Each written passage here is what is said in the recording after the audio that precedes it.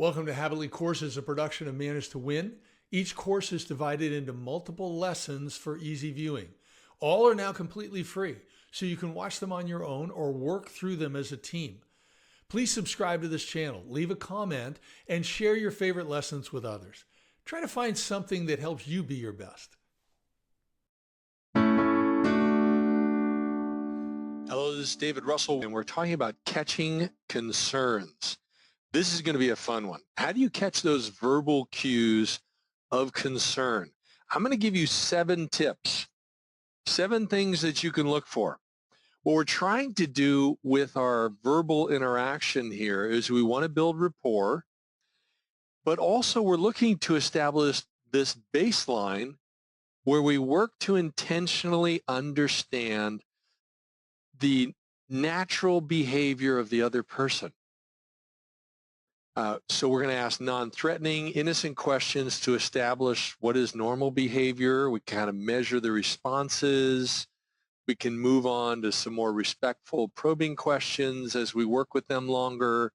And we're kind of looking for not only things that are consistent, but point 5 there, contradictory behaviors that indicate lying or deeper issues, okay?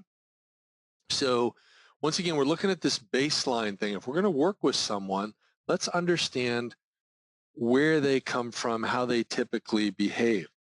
So the first type of verbal concern we're going to look for, and remember, we're looking to cluster.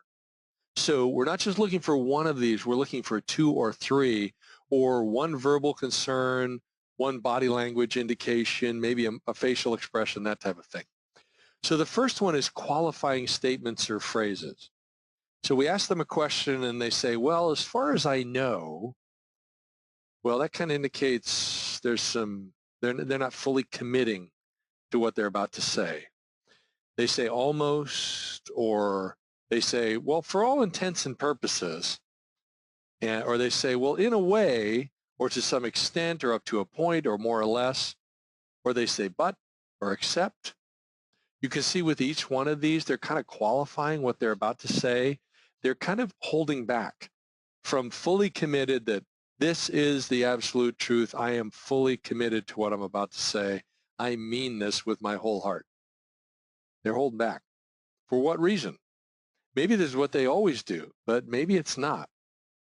Second thing is repeating your question verbatim. So an example here, hey, Jack, did you follow up with Kendall on the server upgrade? Jack's initial response is, did I follow up with Kendall? So he's buying time, all right? It's a stalling technique. And his mind is racing about avoiding confrontation, avoiding consequences. Is he going to lie? Is he going to be totally candid? What, there's something going on there. He's buying time. And repeating part of the question may be okay. But when they're repeating kind of pretty much the whole thing, you got to watch out. And the other thing you have to be aware of, in all fairness, is he just distracted? But you need to pick up on these things intentionally. Don't just assume the best, that everything's okay. We want to catch a problem if there is a problem. The next one, a weak, apologetic tone of voice. That kind of indicates something's wrong.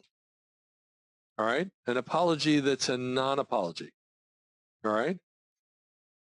Maybe they deflect to move the conversation to another topic. You ask them a question about X and they deflect to move it to Y. Maybe they say things like, well, I think, or I feel, or I believe. They're kind of putting things in a way that they're trying to soften it. They're worried about something. There's some concern there that they have to put in this I think, or I feel, or I believe, this filler before it. And what they might do is they might say something that you're not instead of talking about what you are, okay? And negative statements, which are typically defensive. So this weak apologetic tone of voice is, you can sense some defensiveness coming in. Why is that coming in? Why is there a concern there? So this is the third of 7 Verbal concerns. We're watching for multiple things here, and then we want to cluster them if there is an issue. What about dodging your question altogether? Okay. Might answer a similar question, but it's different. All right. Or just refuse to answer. Or as I say, they change the subject. Or they explain something redundantly. So you ask a question and they explain basically something they've already explained, maybe doesn't fully apply with what you're talking about. Or you ask them a question and they respond with a question. Okay? Or you ask the question and they challenge it. Or they question it. Well, why would you ask that question? Can be a stalling technique, can be dodging it altogether. Is this something they normally do, or is there something going on? Okay, number 5, they ask for inappropriate detail. So why would they do that?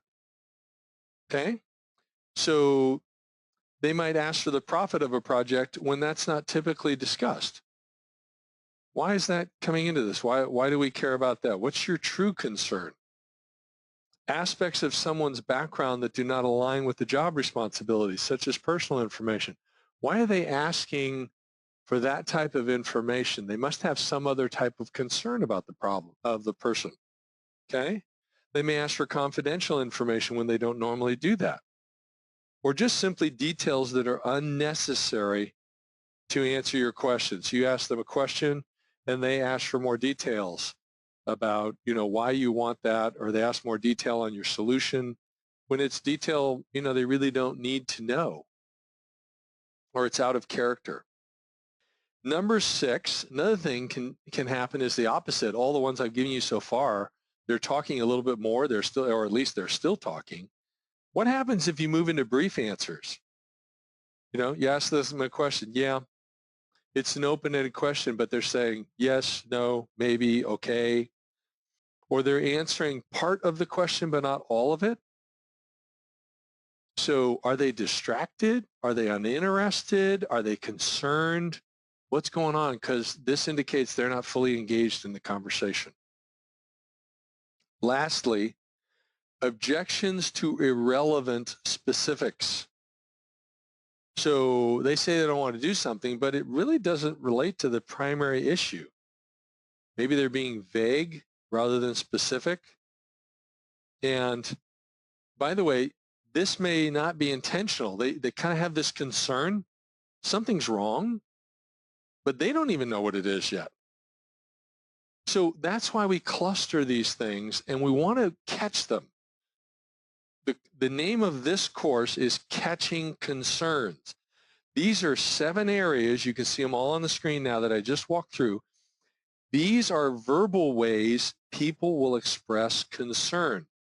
And when we're clustering, we're looking for 2, 3, or more of them happening that confirm, oh, we got a problem here. Now, by the way, the more of these that happen, or the more often that they happen, the more that I'm falling behind on the concern, and the concern's getting deeper and deeper.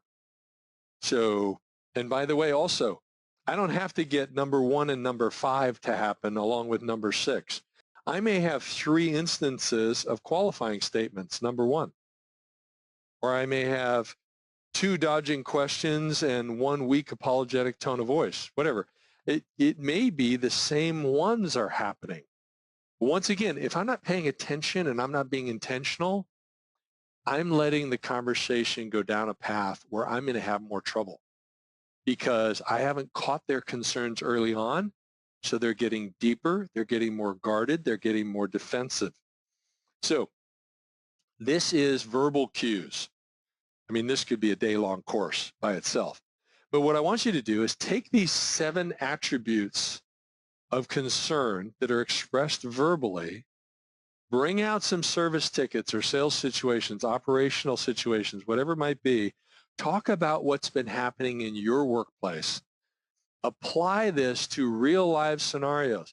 So you had a sale and you thought it was going well, but all of a sudden you lost it. Were there concerns that happened that you didn't catch on? You had a client you were supporting in tech support, and then you thought everything was going well. All of a sudden the client was really angry. Were there early indications of concern and you didn't catch it? So answer these 5 questions here that are on the screen.